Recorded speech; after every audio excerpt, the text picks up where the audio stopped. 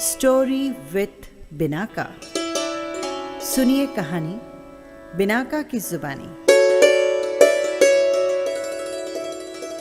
तो लीजिए, हाजिर है तीर्थंकर चरित्र की श्रृंखला में 10वें तीर्थंकर भगवान शीतलनाथ का चरित्र।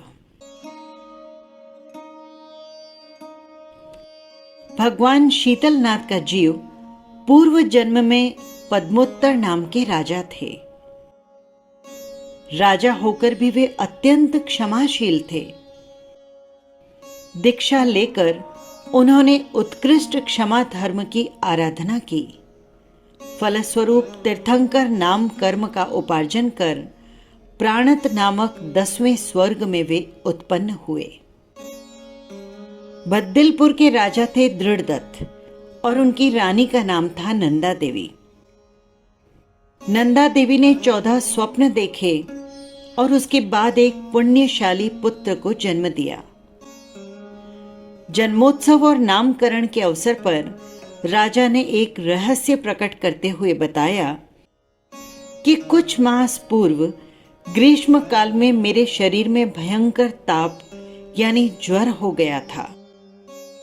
गौशीर्ष, चंदन आदि के लेप से भी मुझे शांति नहीं मिली, किंतु जब ये पुत्र माता के गर्भ में आया तो रानी नंदा देवी ने मेरे शरीर पर केवल हाथ फिराया और उनके स्पर्श मात्र से ही मुझे गौशीर्ष और चंदन से भी अधिक शीतलता का अनुभव हुआ और मेरा ताप ज्वर मिट गया।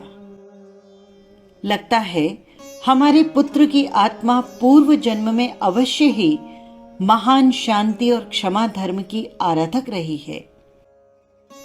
इसी कारण उसका आगमन ही अत्यंत शीतलतादायक सिद्ध हुआ और इसीलिए हम अपने पुत्र का नाम रखते हैं शीतलनाथ। युवा होने पर शीतलनाथ का विवाह हुआ। फिर राज्य अभिषेक और यौवन ढलने से पहले ही राजा का हृदय संयम के लिए ललक उठा।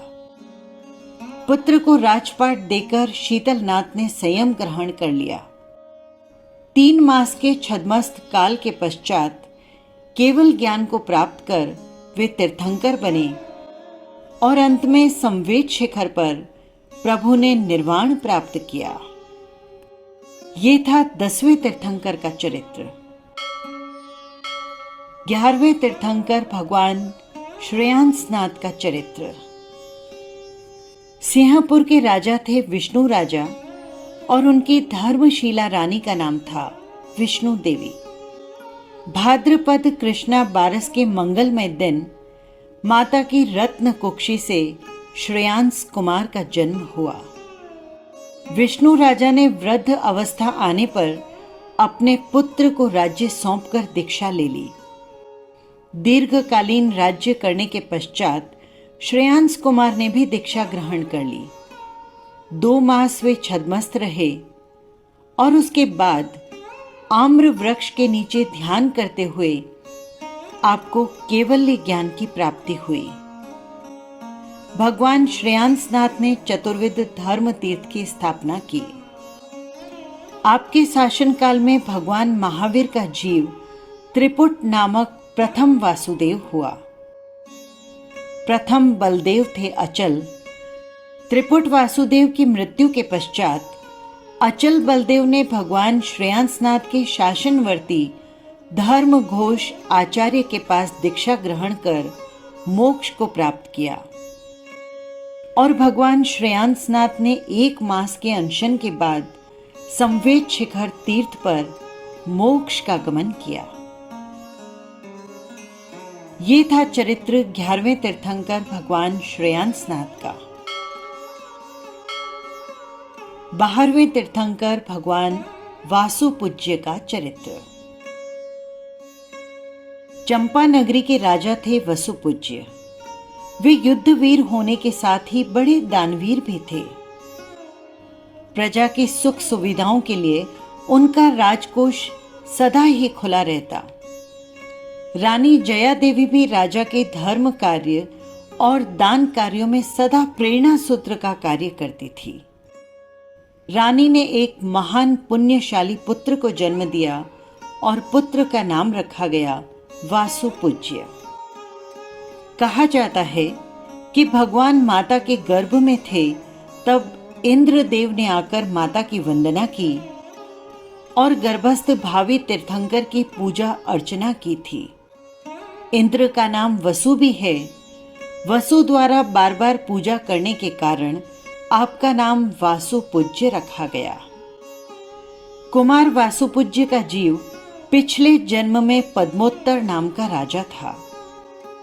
तब उसने संसार त्याग कर दीक्षा ली और अनित्य भावना के उत्कृष्ट भाव श्रेणी पर चढ़ते हुए तीर्थंकर नाम कर्म की पुण्य प्रकृति का बंध किया। उसी भाव के वैराग्य संस्कारों के कारण जन्म से ही कुमार वासुपूज्य के मन में राजभाव, राजवैभव और सांसारिक सुख भोग के प्रति एकदम विरक्ति थी। यौवन अवस्था में माता पिता के अत्यधिक स्नेह आग्रह पर भी उन्होंने न तो विवाह किया और न ही राज्य ग्रहण किया। कुमार अवस्था में ही उन्होंने फाल्गुन की अमावस्या को 600 व्यक्तियों के साथ दीक्षा ग्रहण की और शुक्ल ध्यान में लीन हो गए। 1 मास के अल्पकालीन छद्मस काल के पश्चात चंपा नगरी के उद्यान में ही पाटल वृक्ष के नीचे आपको कैवल्य ज्ञान प्राप्त हुआ। ये था 12वें तीर्थंकर भगवान वासुपूज्य का चरित्र। फिर मिलेंगे 13वें तीर्थंकर के चरित्र के साथ। जय जिनेंद्र।